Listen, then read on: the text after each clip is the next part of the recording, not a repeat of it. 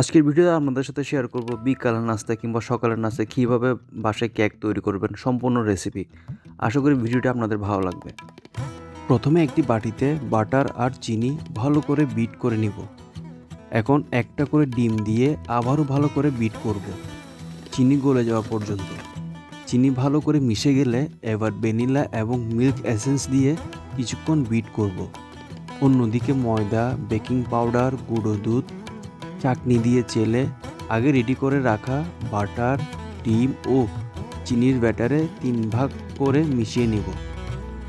সময় নিয়ে মিশাইতে হবে যাতে ভালো করে মিশে যায়। এবার একটি পাউন্ড কেক মোল্ডে ব্যাটার নিয়ে নিব।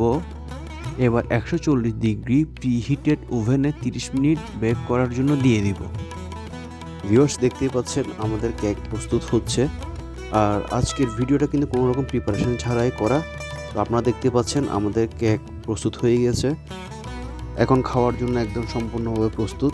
তো যারা বিভিন্ন অনুষ্ঠানের জন্য কেক অর্ডার করতে চান, মেহেদি অনুষ্ঠান, অ্যানিভার্সারি আর বার্থডে উপলক্ষে, আপনারা চাইলে কেক বাই সিস্টার্স পেজে যোগাযোগ করতে পারেন। এখানে বাসায় সুন্দর করে মানসম্মতভাবে কেক তৈরি করা হয়। আর আজকের ভিডিওতে আমাকে সাহায্য করছেন আমার বোন উর্মি এবং সুমি আপু, ওনাদেরই পেজ কেক বাই সিস্টার্স।